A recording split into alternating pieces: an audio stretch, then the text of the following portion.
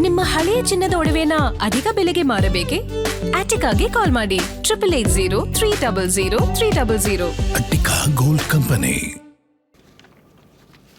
ಶ್ರುತಿ, ಇದು ಬಹಳ ಗಂಭೀರವಾದಂಥ ವಿಚಾರ, ಬಹಳ ಸೂಕ್ಷ್ಮವಾದಂಥ ವಿಚಾರ ಮತ್ತು ನಂಬಿಕೆ ದ್ರೋಹದ ವಿಚಾರ.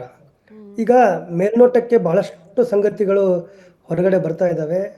ಜೂನ್ 1ನೇ ತಾರೀಕಿಗೆ ಮೊದಲನೇ ಒಂದು ಸುದ್ದಿ ಬಂತು. ಅದಾದ ನಂತರ ಜೂನ್ 7ನೇ ತಾರೀಕಿಗೆ ಅಖಿಲೇಶ್ ಯಾದವ್, ಸಮಾಜವಾದಿ ಪಾರ್ಟಿ ಲೀಡರ್, ಅವರೊಂದು ಟ್ವೀಟ್ ಮಾಡಿದ್ರು. ಅದಾದ ನಂತರ ಇದು ಚರ್ಚೆ ಆರಂಭ ಆಯಿತು. ಆಮೇಲೆ ಸಾಕಷ್ಟು ವಿಷಯಗಳು, ಸ್ಥಳೀಯರು ಅಲ್ಲಿ ಲೋಕಲ್ ಆಗಿ ಅಯೋಧ್ಯೆ ಒಳಗಡೆ ಮಂದಿರದ ಕೆಲಸದಲ್ಲಿ ಇದ್ದಂಥವ್ರು, ಮಂದಿರದ ಎಲ್ಲ ಚಟುವಟಿಕೆಗಳನ್ನು ಭಾಳ ಕ್ಲೋಸ್ ಆಗಿ ಅಬ್ಸರ್ವ್ ಮಾಡ್ತಾ ಇರುವಂಥವ್ರು, ಅವರೆಲ್ಲರೂ ಕೂಡ ಈ ವಿಚಾರಗಳನ್ನು ಬಹಿರಂಗವಾಗಿ ಮಾತಾಡಲಿಕ್ಕೆ ಆರಂಭ ಮಾಡಿದರು. ಆ್ಯಕ್ಚುಲಿ ಈ ತಿಂಗಳು ಅಂತಲ್ಲ, ಇದು ಮೊದಲಿಂದನೂ ಕೂಡ ಈ ಥರದ ಮಾತುಗಳು ಅಲ್ಲಲ್ಲಿ ಕೇಳಿ ಬರ್ತಾ ಇದ್ವು. ಆದರೆ ಭಾಳ ದೊಡ್ಡ ಪ್ರಮಾಣದಲ್ಲಿ ಚರ್ಚೆ ಆಗಿರಲಿಲ್ಲ. ಭಾಳಷ್ಟು ಎಚ್ಚರಿಕೆಗಳನ್ನು ಕೂಡ ಕೊಡಲಾಗಿತ್ತು. ರಾಮ ಮಂದಿರಕ್ಕೋಸ್ಕರ ಜಮೀನು ಖರೀದಿ ಮಾಡೋದ್ರೊಳಗಡೆ ಭಾಳ ದೊಡ್ಡ ಮಟ್ಟದ ಒಂದು ಅವ್ಯವಹಾರ ಆಗಿದೆ, ಅಕ್ರಮ ಆಗಿದೆ ಅನ್ನುವ ಒಂದು ಮಾತುಗಳು ಕೂಡ ಕೇಳಿ ಬಂದಿದ್ವು. ವಿತ್ ಡಾಕ್ಯುಮೆಂಟು, ಬರೀ ಮಾತು ಅಲ್ಲ, ವಿತ್ ಡಾಕ್ಯುಮೆಂಟು ಅನೇಕ ಜನರು ಪ್ರೆಸೆಂಟನ್ನು ಮಾಡಿದರು.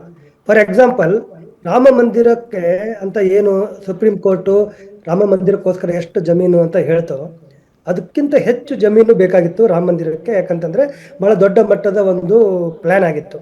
ಆ ಪರಿಸರ ಭಾಳ ದೊಡ್ಡದಾಗಿ ರಾಮ ಮಂದಿರದ ಒಂದು ಕಟ್ಟಬೇಕಾಗಿತ್ತು. ಅದಕ್ಕೋಸ್ಕರ ಅವರು ಹೆಚ್ಚಿನ ಜಮೀನು ಖರೀದಿ ಮಾಡಬೇಕಾಗಿತ್ತು. ಆ ಜಮೀನು ಖರೀದಿ ಮಾಡೋದ್ರೊಳಗಡೆ ಭಾಳ ದೊಡ್ಡ ಮಟ್ಟದ ಭ್ರಷ್ಟಾಚಾರ ಆಗಿದೆ.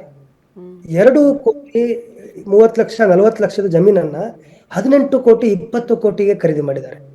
9 ಕೋಟಿ ಜಮೀನನ್ನು 55-60 ಕೋಟಿ ರೂಪಾಯಿಗಳಿಗೆ ಖರೀದಿ ಮಾಡಿದ್ದಾರೆ. ಈ ಥರದ್ದೆಲ್ಲವೂ ಕೂಡ ಡಾಕ್ಯುಮೆಂಟ್ ಬಂದಿದೆ. ಆದರೂ ಕೂಡ ಇಲ್ಲಿವರೆಗೂ ಯಾರೂ ಅದರ ಬಗ್ಗೆ ಚರ್ಚೆ ಮಾಡ್ತಾ ಇರಲಿಲ್ಲ. ಆದರೆ ಈಗ ಏನು ಜನ ಭಕ್ತಿಯಿಂದ ಸಮರ್ಪಣೆ ಮಾಡಿದಂಥ, ಭಕ್ತಿಯಿಂದ ದಕ್ಷಿಣೆ ಹಾಕಿದಂಥ, ದೇಣಿಗೆ ಕೊಟ್ಟಂಥ ಹುಂಡಿಗೆಯಲ್ಲೂ ಕೂಡ ಬಹಳ ದೊಡ್ಡ ಅಕ್ರಮ ನಡೆದಿದೆ, ಭ್ರಷ್ಟಾಚಾರ ನಡೆದಿದೆ ಅನ್ನುವ ವಿಚಾರ ಬಂದಮೇಲೆ ಇದು ದೇಶದೊಳಗಡೆ ಈಗ ಚರ್ಚೆ ಆಗ್ತಾ ಇದೆ. ಒಂದು SIT ಕೂಡ ರಚನೆ ಆಗಿದೆ. ಆ SIT ಈಗ ಒಂದು ಮಧ್ಯಂತರ ವರದಿಯನ್ನು ಕೂಡ ಕೊಟ್ಟಿದೆ. ಆ ವರದಿಯ ಪ್ರಕಾರ ಮೇಲ್ನೋಟಕ್ಕೆ ಕಂಡು ಬರ್ತಾ ಇರೋದು 200 ಕೋಟಿ ರೂಪಾಯಿ ಕ್ಯಾಶ್. ಇದು ಬೇರೆ ಚಿನ್ನ, ಬೆಳ್ಳಿ, ವಜ್ರ, ವೈಡೂರ್ಯ ಇದೆಲ್ಲ ಬಿಟ್ಬಿಡಿ, ಕೇವಲ ಕ್ಯಾಶ್ 200 ಕೋಟಿ ರೂಪಾಯಿಯಷ್ಟು ಇಲ್ಲಿ ಭ್ರಷ್ಟಾಚಾರ ಆಗಿದೆ. ಹುಂಡಿ ಒಳಗಡೆ ಬಂದಿರುವಂಥ, ದೇಣಿಗೆ ಒಳಗಡೆ ಬಂದಿರುವಂಥ ಹಣವನ್ನು ಅಲ್ಲಿ ಕದಿಯಲಾಗಿದೆ ಅನ್ನುವ ವರದಿಯನ್ನು SIT ಮಧ್ಯಂತರ ವರದಿ ಒಳಗಡೆ ಕೊಟ್ಟಿದೆ. ಈಗ ಅದರದ್ದು ವಿಸ್ತೃತವಾದಂಥ ಫೈನಲ್ ರಿಪೋರ್ಟ್ ಕೂಡ ಬರಬೇಕು. ಆ ಒಂದು ರಿಪೋರ್ಟಲ್ಲಿ ಏನೇನು ಮಾಹಿತಿಗಳಿರ್ತವೆ ಗೊತ್ತಿಲ್ಲ. ಆದರೆ ಒಂದು ಎಲ್ಲರಿಗೂ ಅನ್ನಿಸ್ತಾ ಇರೋದೇನು ಅಂತಂದರೆ, ಈ SIT ವರದಿ ವಿಚಾರ ಮತ್ತು ಅದಾದ ನಂತರ ನಡೀತಾ ಇರುವಂಥ ಬೆಳವಣಿಗೆಗಳನ್ನು ಗಮನಿಸಿದರೆ, ಯಾರೋ ಈ ಎಲ್ಲ ಭ್ರಷ್ಟಾಚಾರದ ವಿಚಾರದೊಳಗಡೆ ಯಾರೋ ಸಣ್ಣ ಪುಟ್ಟ ಜನರನ್ನ ಸಿಕ್ಕಾಕ್ಸಿ ಅವರನ್ನ ಅರೆಸ್ಟ್ ಮಾಡಿ, ಸಿಕ್ಕಾಕ್ಸಿ ಅಂತಂದರೆ ಅವರು ತಪ್ಪು ಮಾಡಿಲ್ಲ ಅಂತಲ್ಲ, ತಪ್ಪು ಮಾಡಿದ್ದಾರೆ. ಆದರೆ ಕೇವಲ ಅವರು ತಪ್ಪಿತಸ್ಥರಲ್ಲ. ಇದಕ್ಕೆ ಸಣ್ಣವ್ರನ್ನ ಮಾತ್ರ ಹುಡುಕಿ ಅವ್ರನ್ನ ಟಾರ್ಗೆಟ್ ಮಾಡಿ ಅವ್ರ ಮೇಲೆ ಕೇಸ್ ಹಾಕಿ ಅವ್ರನ್ನ ಜೈಲಿಗಟ್ಟಿ, ದೊಡ್ಡ ದೊಡ್ಡ ಕುಳಗಳು ಯಾರು ಜವಾಬ್ದಾರಿಯನ್ನು ಹೊತ್ತಿದ್ರೋ ರಾಮ ಮಂದಿರದ ಒಂದು ಟ್ರಸ್ಟ್, ಇದು ಕೇವಲ ಭ್ರಷ್ಟಾಚಾರದ ಪ್ರಕರಣ ಅಷ್ಟೇ ಅಲ್ಲ, ಇದು ನಂಬಿಕೆಯ ದ್ರೋಹದ ಪ್ರಕರಣ. ಜನರ ಒಂದು ಶ್ರದ್ಧೆ ಇದೆಯಲ್ಲ ರಾಮನ ಮೇಲೆ ಅಥವಾ ಯಾವುದಾದ್ರೂ ದೇವರ ಮೇಲೆ, ಇದು ಕೇವಲ ಒಂದು ಕಡೆ ಅಲ್ಲ, ಬೇರೆ ರೀತಿ ದೇವರ ಹೆಸರಿನೊಳಗಡೆ, ಧರ್ಮದ ಹೆಸರಿನೊಳಗಡೆ ಏನು ಒಂದು ಜನರ ನಂಬಿಕೆಗೆ ದ್ರೋಹ ಬಗೆಯುವಂಥ ಕೆಲಸ ನಡೀತಲ್ಲ, ಆ ನಂಬಿಕೆಗೆ ದ್ರೋಹದ ಪ್ರಕರಣ ಕೂಡ ಹೌದು. ಇದು ಕೇವಲ ಭ್ರಷ್ಟಾಚಾರದ ಪ್ರಕರಣ ಅಲ್ಲ. ಇಷ್ಟೆಲ್ಲ ಆದರೂ ಕೂಡ ಆ ಇಡೀ ಮಂದಿರದ ನಿರ್ಮಾಣ, ಮಂದಿರದ ಆಡಳಿತ, ನಿರ್ವಹಣೆ, ಟ್ರಸ್ಟು, ಅದರದ್ದೆಲ್ಲ ಜವಾಬ್ದಾರಿ ಹೊತ್ತಂಥ ದೊಡ್ಡ ದೊಡ್ಡ ಜನಗಳು ಯಾರಿದ್ದಾರಲ್ಲ, ಅವರ ಮೇಲೆ ಇನ್ನೂ ತನಕ ಏನೂ ಕ್ರಮ ಆಗಿಲ್ಲ. ಅವ್ರ ಮೇಲೆ FIR ಆಗಿಲ್ಲ. SIT ಈಗ ಕೊಟ್ಟಿರುವಂಥ ಶಿಫಾರಸು ಒಳಗಡೆ ಅವ್ರ ಹೆಸರುಗಳು ಇದೆಯೋ ಇಲ್ವೋ ಗೊತ್ತಿಲ್ಲ. ಅವರೆಲ್ಲರೂ ಕೂಡ ಇಷ್ಟೆಲ್ಲ ಭ್ರಷ್ಟಾಚಾರದ ಆರೋಪ ಕೇಳಿ ಬಂದ ಮೇಲೂ ಕೂಡ ಅವರು ತಮ್ಮ ತಮ್ಮ ಪೊಸಿಷನ್ಗಳಲ್ಲಿ, ಸ್ಥಾನಗಳಲ್ಲಿ ಮುಂದುವರೆದಿದ್ದಾರೆ. ಯಾರು ಟ್ರಸ್ಟಿಗಳಾಗಿದ್ದರು ಅವರು ಟ್ರಸ್ಟಿಗಳಾಗಿದ್ದಾರೆ, ಟ್ರಸ್ಟ್ನ ಪ್ರಧಾನ ಕಾರ್ಯದರ್ಶಿ ಆಗಿದ್ದವರು ಪ್ರಧಾನ ಕಾರ್ಯದರ್ಶಿ ಆಗಿದ್ದಾರೆ, ಮಂದಿರ ನಿರ್ಮಾಣದ ಜವಾಬ್ದಾರಿ ಹೊತ್ತಂತವ್ರು ಮತ್ತು ಅಲ್ಲಿ ಡೇ ಟು ಡೇ ಎಲ್ಲ ಆಕ್ಟಿವಿಟೀಸು, ಆಡಳಿತದ ನಿರ್ವಹಣೆ ಜವಾಬ್ದಾರಿ ಹೊತ್ತಂತವ್ರು ಅದನ್ನು ಮಾಡ್ತಾ ಇದ್ದಾರೆ. ದೊಡ್ಡ ದೊಡ್ಡರನ್ನ ರಕ್ಷಣೆ ಮಾಡೋದಕ್ಕೆ ನಿಂತ್ಕೊಂಡಿದ್ದಾರೆ ಅಂತ ಈಗ FIR ಕಾಪಿಯಲ್ಲಿ ಈ ಪ್ರಧಾನ ಕಾರ್ಯದರ್ಶಿ ಚಂಪತ್ ರಾಯ್ ಅವ್ರ ಹೆಸರಿಗಿಂತಲೂ ಅವ್ರ ಡ್ರೈವರ್ ಹೆಸರು ಟಿನ್ನು ಅವ್ರ ಹೆಸರನ್ನ ಉಲ್ಲೇಖ ಮಾಡಿದ್ದಾರೆ FIR ಅಲ್ಲಿ ಅಂತ. ಅಂದ್ರೆ ಚಿಕ್ಕವರ ಹೆಸರುಗಳನ್ನ ಉಲ್ಲೇಖ ಮಾಡಿ ಅವ್ರ ವಿರುದ್ಧ ಕ್ರಮ ಆಗ್ಬಿಡುತ್ತೆ, ದೊಡ್ಡವರೆಲ್ಲ ಸೇಫ್ ಆಗ್ಬಿಡ್ತಾರೆ ಅನ್ನೋ ಆತಂಕ ಸೃಷ್ಟಿ ಆಗ್ಬಿಟ್ಟಿದೆ ಅಂತ ಇದರಿಂದ. ಆಮೇಲೆ ಇಷ್ಟು ದಿನಗಳಾಯ್ತು ಆರೋಪ ಕೇಳೋದಕ್ಕೆ ಸಿಕ್ಕು, ದೂರುಗಳು ದಾಖಲಾಗಿ FIR ದಾಖಲು ಮಾಡೋದಕ್ಕೆ ಇಷ್ಟು ದಿನ ಬೇಕಾಯ್ತಾ ಅನ್ನೋದು ಕೂಡ ಪ್ರಶ್ನೆ ಇದೆ. ಯಾರನ್ನಾದ್ರೂ ರಕ್ಷಣೆಗೆ ನಿಂತ್ಕೊಂಡಿದೆಯಾ ಸರ್ಕಾರ ಅಥವಾ SIT ಅನ್ನೋದು ಪ್ರಶ್ನೆ ಆಗ್ತಾ ಇರೋದು. ಪ್ರಶ್ನೆ ಅಲ್ಲ, ಅದ್ರ ಬಗ್ಗೆ ಯಾವ ಸಂಶಯ ಯಾರಿಗೂ ಕೂಡ ಇಲ್ಲ. ಬಹಳ ದೊಡ್ಡ ದೊಡ್ಡ ಜನಗಳು, ಫಾರ್ ಎಕ್ಸಾಂಪಲ್ ನೀವು ಟಿನ್ನು ಯಾದವ್ ಹೆಸರು ಹೇಳಿದ್ರೆ, ಟಿನ್ನು ಯಾದವ್ ಚಂಪತ್ ರಾಯ್ ಅವ್ರಿಗೆ ಆರಂಭದೊಳಗಡೆ ಅವ್ರ ಡ್ರೈವರ್ ಆಗಿದ್ದರು. ಅದಾದ ನಂತರ ಅವರು ಅಲ್ಲಿ ಪೂರ್ತಿ ದುಡ್ಡು ಏನು ಸಂಗ್ರಹ ಆಗ್ತಾ ಇತ್ತು ಅದ್ರದ್ದೆಲ್ಲ ಉಸ್ತುವಾರಿಯನ್ನ ವಹಿಸ್ಕೊಳ್ಳುವಂತ ಕೆಲಸನೂ ಮಾಡಿದ್ರು.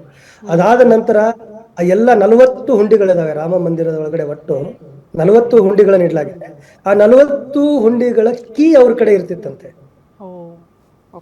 ಆ ದುಡ್ಡಿನ ಒಂದು ಚಾವಿ ಏನಿದೆ ಅದ್ರದ್ದು, ಅದು ಅವ್ರ ಕಡೆ ಇರ್ತದೆ. ಬ್ಯಾಂಕ್ ಅಧಿಕಾರಿಗಳ ಸಮ್ಮುಖದೊಳಗಡೆ ಅದನ್ನ ಓಪನ್ ಮಾಡಬೇಕು, ಮಾಡ್ತಾ ಇದ್ರು. ಆದ್ರೆ ಕೀ ಇವ್ರ ಕಡೆ ಇದ್ದಾಗ ಬ್ಯಾಂಕ್ ಅಧಿಕಾರಿಗಳು ಇಲ್ಲದೆ ಇದ್ದಾಗ್ಲೂ ಕೂಡ ಇವ್ರು ಯಾವಾಗ ಕೀ ಓಪನ್ ಮಾಡ್ತಿದ್ರು ಗೊತ್ತಿಲ್ಲ. ಆ ಟಿನ್ನು ಯಾದವ್ ಅವರ ಹೆಸರು ಬಂದಿದೆ. ಈಗ FIR ಆಗತ್ತೆ, ಅದೆಲ್ಲ ಅವ್ರು ಅರೆಸ್ಟ್ ಮಾಡ್ಬೋದು, ಅದೆಲ್ಲ ಓಕೆ. ಆದ್ರೆ ಆ ಟಿನ್ನು ಯಾದವ್ಗೆ ಯಾರ ಆಶೀರ್ವಾದ ಇತ್ತು? ಅವರು ಚಂಪತ್ ರಾಯ್ ಅವರ ರೈಟ್ ಹ್ಯಾಂಡ್, ಚಂಪತ್ ರಾಯ್ಗೆ ಅತ್ಯಂತ ಆಪ್ತರಾಗಿದ್ದಂತ ವ್ಯಕ್ತಿ. ಆ ಚಂಪತ್ ರಾಯ್ ಅವರ ಮೇಲೆ ಇನ್ನೂ ಯಾವುದೇ FIR ಆಗಿಲ್ಲ, ಏನೂ ಆಗಿಲ್ಲ. ಇನ್ನೊಬ್ರು ಟ್ರಸ್ಟಿ ಅನಿಲ್ ಮಿಶ್ರಾ ಅಂತ, ಅವರು ಬಹಳ ದೊಡ್ಡ ಪೊಸಿಷನ್ ಅಲ್ಲಿ ಇದ್ದಂಥವ್ರು, ಪೂರ್ತಿ ಮಂದಿರದ ನಿರ್ವಹಣೆಯನ್ನ ಚಟುವಟಿಕೆಗಳನ್ನ ಅವರು ನಿಭಾಯಿಸ್ತಾ ಇದ್ದಂಥವ್ರು. ಅವರ ರಿಲೇಟಿವ್ಸ್ ಅನುಕಲ್ಪ ಮಿಶ್ರಾ, ಕುಶ್ ಮಿಶ್ರಾ, ಅವ್ರ ಸಂಬಂಧಿಕರ ಯಾರ್ಯಾರಿದ್ರು ಅವ್ರನ್ನೆಲ್ಲ ಕರ್ಕೊಂಡು ಬಂದು ಅವರು ಅಲ್ಲಿ ಕೆಲಸಕ್ಕೆ ಸೇರಿಸಿದ್ರು. ಬಹಳ ಇಂಪಾರ್ಟೆಂಟ್ ಜಾಗದಲ್ಲಿ ತಮ್ಮ ನಂಬಿಗಸ್ತರನ್ನ ಅವ್ರು ಸೇರಿಸ್ಕೊಂಡಿದ್ರು. ಅವರೆಲ್ಲರೂ ಈಗ ಅಂಥವ್ರ ಮೇಲೆ FIR ಆಗಿದೆ, ಆದ್ರೆ ಇವ್ರ ಮೇಲೆ ಆಗಿಲ್ಲ. ಆಮೇಲೆ ನಮ್ಮ ಕರ್ನಾಟಕದ ಗೋಪಾಲ್ ರಾವ್ ನಾಗರಕಟ್ಟೆ ಅಂತ, ಅವರು RSS ನ ಹಿರಿಯ ಪ್ರಚಾರಕರು, ವಿಶ್ವ ಹಿಂದೂ ಪರಿಷತ್ತಿನ ದಕ್ಷಿಣ ಭಾರತದ ಜವಾಬ್ದಾರಿ ಇತ್ತು ಅವ್ರಿಗೆ, ದಕ್ಷಿಣ ಭಾರತದ ಅವರು ಮುಖ್ಯಸ್ಥರಾಗಿದ್ರು. ಅವರು ರಾಮ ಮಂದಿರ ನಿರ್ಮಾಣದ ಕಂಪ್ಲೀಟ್ ಜವಾಬ್ದಾರಿಯನ್ನ ಹೊತ್ತಿದ್ರು. ಬಹಳ ವರ್ಷಗಳಿಂದ ಅವರು ಅಯೋಧ್ಯೆ ಒಳಗಡೆನೆ ಇರ್ತಾ ಇದ್ದಾರೆ. ಅವ್ರ ಬಗ್ಗೆನೂ ಕೂಡ ಬಹಳ ಗಂಭೀರವಾದಂತ ಆರೋಪಗಳು ಕೇಳಿ ಬರ್ತಾ ಇದಾವೆ. ಆದ್ರೆ ಅವ್ರ ಹೆಸರು ಕೂಡ ಎಲ್ಲೂ ಬರ್ತಾ ಇಲ್ಲ FIR ನಲ್ಲಿ ಅಧಿಕೃತವಾಗಿ. ಅವ್ರ ವಿರುದ್ಧ ಏನು FIR ಆಗಿಲ್ಲ. ನಾನು ಹೇಳ್ತಾ ಇರೋ ಹೆಸರುಗಳಿದಾವಲ್ಲ, ಚಂಪತ್ ರಾಯ್, ಅನಿಲ್ ಮಿಶ್ರಾ, ಗೋಪಾಲ್ ರಾಯ್, ಗೋಪಾಲ್ ರಾವ್, ಇವರೆಲ್ಲರೂ ಕೂಡ ಭ್ರಷ್ಟಾಚಾರ ಮಾಡಿಬಿಟ್ಟಿದ್ದಾರೆ, ಹಣ ಕದ್ದು ಬಿಟ್ಟಿದ್ದಾರೆ ಅಂತಲ್ಲ. ಕದ್ದಿರ್ಬೋದು, ಕದ್ದಿರ್ಲೇ ಇಲ್ಲ, ಆದ್ರೆ ಇದು ತನಿಖೆ ನಂತರ ಗೊತ್ತಾಗುತ್ತೆ. ಆದ್ರೆ ಇವರ ನೆಗ್ಲಿಜಿಯನ್ಸ್ ಅಂತೂ 100% ಇದೆ. ಇವರು ನೆಗ್ಲೆಕ್ಟ್ ಮಾಡಿರೋದ್ರಿಂದಲೇ ಇಷ್ಟೊಂದು ದೊಡ್ಡ ಹಗರಣ ನಡೀಲಿಕ್ಕೆ ಸಾಧ್ಯ ಆಯ್ತು ಅನ್ನೋದು ಕೂಡ ಸತ್ಯ. ಹಾಗಿದ್ದಾಗ ಅವರು ಅದಕ್ಕೆ ಜವಾಬ್ದಾರಿ ಹೌದು ಅನ್ನುವ, ಅವರನ್ನ ರಕ್ಷಣೆ ಮಾಡುವಂತ ಪ್ರಯತ್ನ ನಡೆದಿದೆ ಅಂತ ಮೇಲ್ನೋಟಕ್ಕೆ ಅನಿಸ್ತಾ ಇದೆ. ಓಕೆ ಸರ್, ವಾಪಸ್ ಬರ್ತೀನಿ.